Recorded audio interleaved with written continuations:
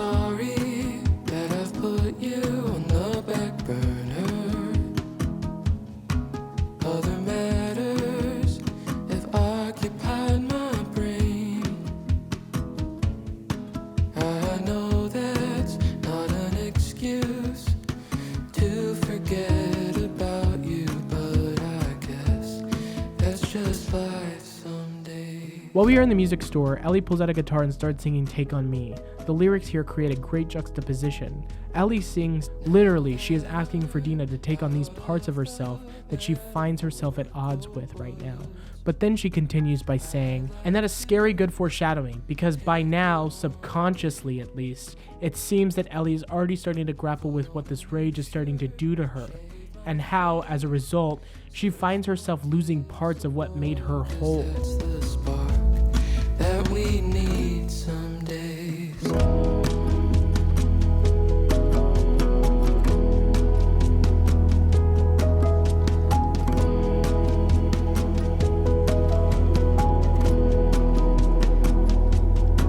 When you're gone, I'll speak your love language.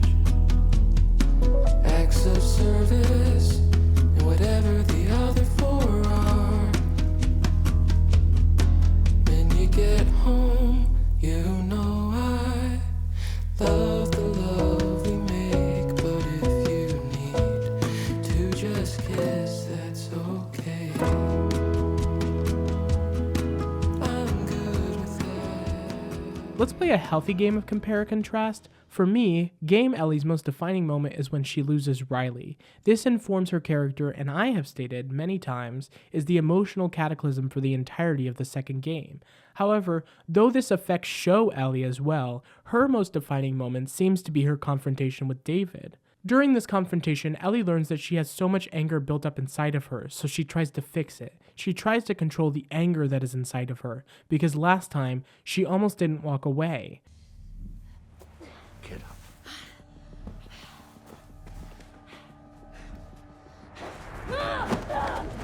When she enters the room where Joel is being murdered, she is not driven by anger, but a new emotion that was there with David, but something she repressed, something she seemed unwilling and unable to process.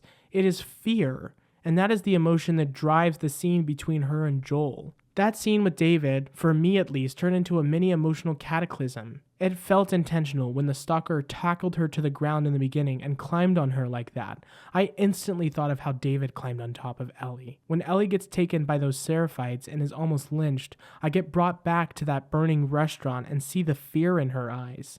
It sets up a mini season-long metaphor as we watch as it starts out as anger but slowly turns into fear. What Ellie needs to do is address why the fear keeps taking over the anger, but she can't do that because of the thing that's driving the anger then ends up taking over the fear, and that makes her angry because she doesn't want to be feeling fear, she wants to be angry, and that leads to this never-ending cycle.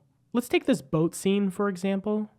Ellie steals a boat from the WLF and starts to head to the aquarium, but before she can get there, the current sweeps her up and she washes ashore the Seraphites' island. She is angry that she got swept up by the current, but then she finds a boy and a bunch of other Seraphites who aren't responding and fears what's going to happen next.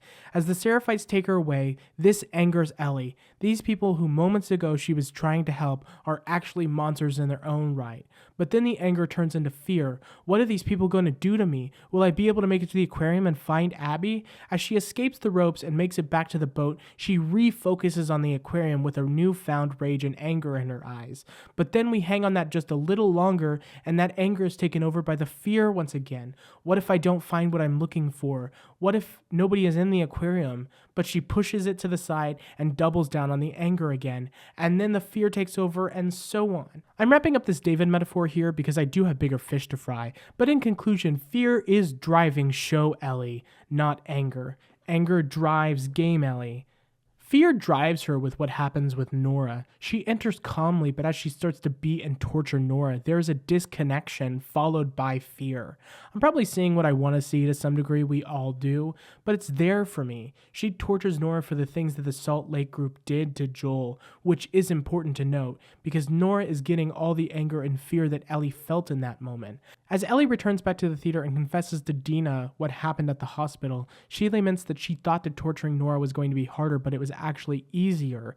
She's scared of that. That stare that she has here is the stare that she had back at the hospital, but with a tinge of sadness mixed in. As she stares at the dressing room entrance, we realize that this isn't Ellie being rageful. This is her being disconnected with her sense of self.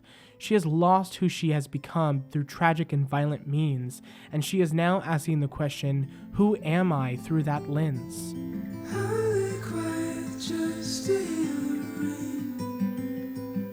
Whisper softly that I might see you again. Hold me down and watch the water rise. Pull me out and bring me back into this life. 'Cause I'm ready for a forest fire, forest fire.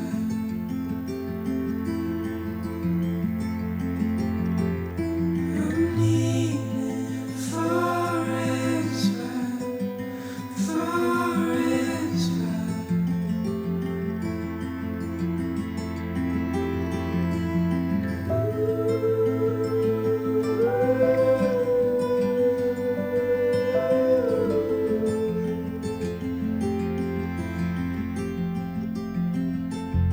Mountain lines in the distant view, clouds of smoke and all the sky has turned from blue. It's passing down, it's the west to say. Houses only used to evacuate. 'Cause I'm ready for a forest fire, a forest fire.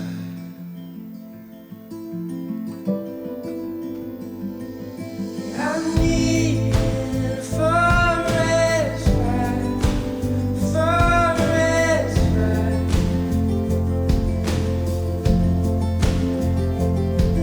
I'm wanting a forest fire, forest fire.